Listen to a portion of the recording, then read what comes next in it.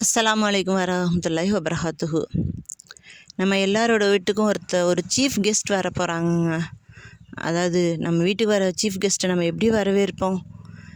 இன்ஷா அல்லாஹ் நம்ம வீட்டை எல்லாத்தையும் க்ளீன் பண்ணி சுத்தப்படுத்தி எல்லாத்தையுமே புதுசாக மாற்றி ரொம்ப நறுமணத்தோட அவங்க அந்தன முகம் சுளிக்காத அளவுக்கு நம்மளை பார்த்தாலே அவங்களுக்கு பிடிக்கிற அளவுக்கு நம்ம நிச்சயமாக நம்ம வீட்டை தயார் பண்ணி வைப்போம்.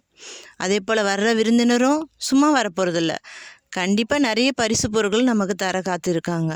அப்படிங்கிறப்ப அவங்கள இன்னும் அதிகப்படியான ஒரு எதிர்பார்ப்போட நிச்சயமாக நம்ம வரவேற்போமா இல்லையா? கண்டிப்பாக வரவேற்போம்லங்க. அப்படியாப்பட்ட ஒரு விருந்தினர் தாங்க நம்ம எல்லாரோட வீட்டுக்கும் வரப்போகிறாங்க. அதுக்கு நம்ம செய்ய வேண்டியது நம்மளுடைய இல்லத்தை சுத்தப்படுத்துறது, நம்மளுடைய உடைகளை சுத்தப்படுத்துறது, நம்ம சுற்றி இருக்கிறத சுத்தப்படுத்துறது, இப்படி எல்லாத்தையும் சுத்தப்படுத்தணும்.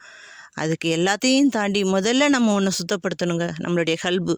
அதை நம்ம சுத்தமாக வச்சுக்கணுங்க.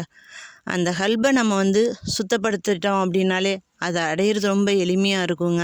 அந்த வர்ற விருந்தினர் ரொம்ப மகிழ்ச்சி ஆயிடுவாங்க. நம்ம எதிர்பார்த்த பரிசை விட அவங்க இன்னும் அதிகமாக நமக்கு தந்துட்டு போவாங்க கண்டிப்பாக.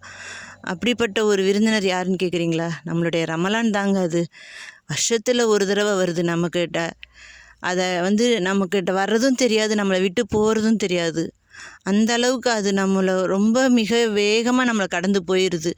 ஆனால் அந்த ஒரு மாதமும் நமக்கு அது எவ்வளோ பரிசு பொருள்களை தருது, நம்மளை எவ்வளோ க்ளீனாக்குது, அல்லாஹ்வின் இடத்துல நமக்காக எவ்வளோ சிபாரிசு செய்யுது. நிறைய மகிழ்ச்சியை தர்றதும் அந்த ரமலான், நிறைய சொந்த பந்தங்களை தேட வைக்கிறதும் அந்த ரமலான், மேலும் நிறைய அமல்கள் செய்ய வைக்கிறதும் அந்த ரமலான், அல்லாஹ்வின் இடத்துல நம்மளை நிறைய நெருங்க செய்வதும் அந்த ரமலான். இவை அனைத்தையும் தரும் ரமலானை நாங்கள் இனிய முறையில் வரவேற்று அதனுடைய முழு நற்பலனையும் பெற எங்களுக்கு கிருபை செய்து அருள் புரிவாய் ரஹ்மானே ரப்பே.